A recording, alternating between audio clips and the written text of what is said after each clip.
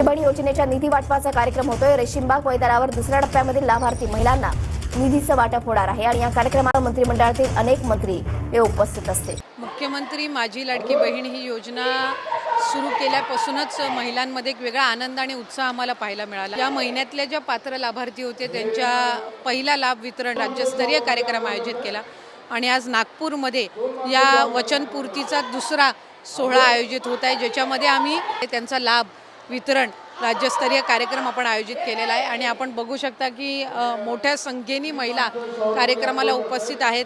त्यांच्याकडून या योजनेचा लाभ मिळाल्याचा आनंद व्यक्त होताना दिसत आहे।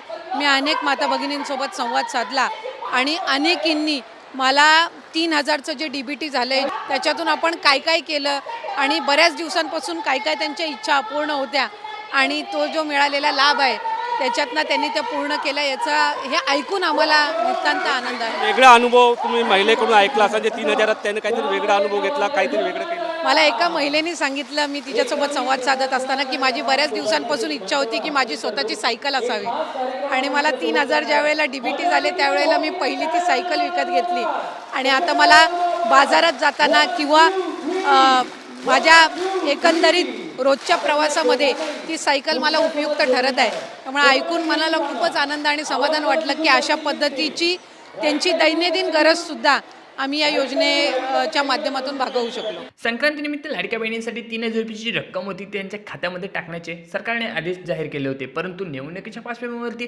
लाडक्या बहिणींना जे पैसे होते ते मिळाले नाही। परंतु आता निकाल लागलेला आहे आणि निकालानंतर आता जे विजय आहे तो भाजपाचा झालेला आहे। आपण बघू शकतो की महायुतीचे जे सरकार आहे ते पुन्हा एकदा आलेलं आहे, त्यामुळे आता लाडक्या बहिणींना जो हप्ता होता त्यांची संक्रांतीची ओवाळणी होती ती पुन्हा एकदा त्यांच्या खात्यावरती टाकण्याची प्रक्रिया आहे ते आता सुरू झाली आहे आणि लाडक्या बहिणींना 3000 रुपये येत असल्याने लाडकी बहीण आता आनंदी आहे। त्यानिमित्त जो कार्यक्रम होता तो घेण्यात आला आणि यामध्ये आदित्य तटकरे यांनी व्हिडिओच्या माध्यमातून संपूर्ण जी माहिती आहे ती सुद्धा सांगितली आहे, त्यामुळे व्हिडिओ पूर्ण बघा जेणेकरून तुम्हाला जी माहिती आहे ती सविस्तररित्या समजणार आहे।